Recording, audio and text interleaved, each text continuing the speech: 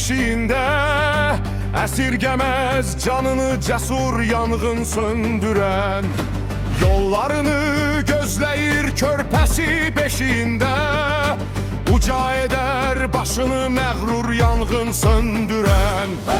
O dosttur, o evlattır, o kardeştir, atadır. Koruyucu melektir, sadaketin remzidir.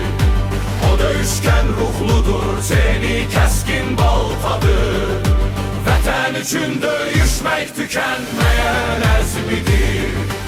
Ənəsiz doğma kəstir millətinin yanında, səninlədir hər zaman göz açıb qapayınca.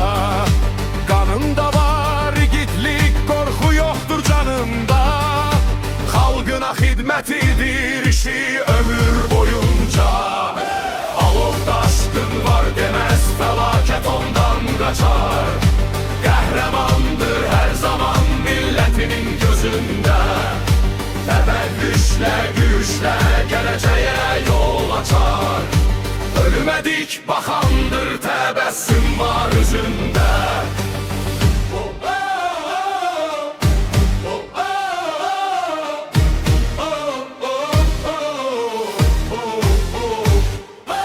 Əziz yangın söndüren sen cesursan igidsən. Canımın xilaskarı mülküm sənə əmanət. Sen benim can kardeşim, sen demir iradəsən. Şərəfli xidmətinlə sen əsil cəsarət. Dövlət millət deyəndə damarda qanın coşar. Yetişirsən hər zaman çətin məqamlarında. Millətinin ruhunda sənə ehtiram yaşar.